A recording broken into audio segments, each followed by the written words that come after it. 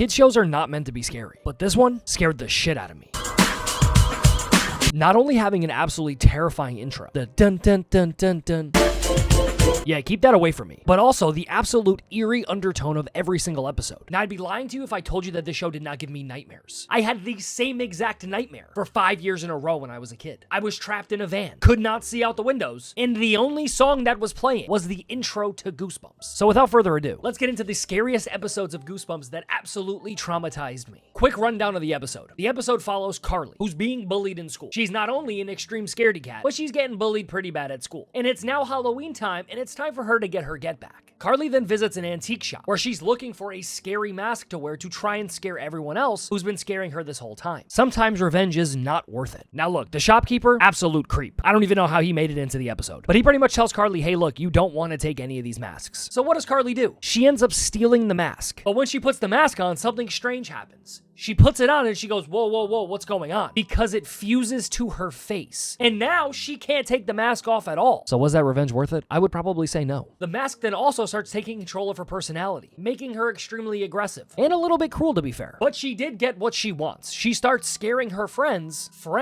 and I'm not gonna lie, she starts losing herself. She then goes back and visits the creep, the guy who owns the store. And he reveals to her that, look, these masks, they're living faces, created through dark magic. And the only way to remove it is by a symbol of love. And she can take the mask off. But the most scariest part in this whole entire episode is the fact that when she takes the mask off and puts it in her room, what does her little brother do? Little bro comes around the corner and puts the mask on himself, not only leaving you with a cliffhanger ending, but absolutely terrifying you to ever put a mask on your face. Now look, I'ma just say, the little kid is cooked. That's my interpretation still to this day, years and years later of watching Goosebumps, because I still refuse to watch it. Editing this video is gonna be very difficult for me because I quite literally hate the intro. But yeah, little bro, absolutely cooked. And we all have to remember that this is a kid's show, or at least it was supposed to be. Now, I'm not gonna lie, The Mask was an absolutely terrifying episode, but stay out of the basement. That shit was pretty scary too. This episode follows Margaret and Casey, whose father is a botanist. Pretty much he works with plants, and he does a lot of secret experiments in the basement. Red flag number one. Their mother, of course, is not home, and their father is an absolute weirdo, and starts acting extremely weird because of his mass obsession with plants. Bro then switches to a plant-based diet, which in theory is okay, and even when he gets hurt, he grinds up some flowers and heals himself. Yeah. And of course, in normal fashion, these kids being way too smart for themselves, they then decide to go into the basement and investigate what their father's been doing. They then find a bunch of moving plants with human characteristics to find out that their father is more or less creating Groot. Goosebumps created Groot before Groot was Groot, and he created a plant clone of himself. Now, I can only imagine what he was doing with that plant clone, if you know what I mean. Bro was getting busy with some plants. So bro was getting a little weird. We then run into the Spider-Man Who's Who meme. Which dad is real dad? Margaret then makes one of the craziest split decision moves I've seen in children's TV, where she cuts off the hand of one of her two dads, the clone and him. And luckily, the plant bleeds green. They then, of course, destroy the plant clone of their dad, freeing him from the control, and burn all remaining other experiments that he was doing on those plants. Now look, I know what you might be thinking. The Mask episode was way scarier. Think about being 9 years old, watching this episode, and then having to go outside. So yes, during Halloween time, masks are scary, but imagine being terrified of actual plants. Bro, when I watched this episode for the first time, me walking outside of my house was a chore. I was genuinely scared. Oh, Chris, let's go sit under a tree. No, I'm not sitting under a tree with you.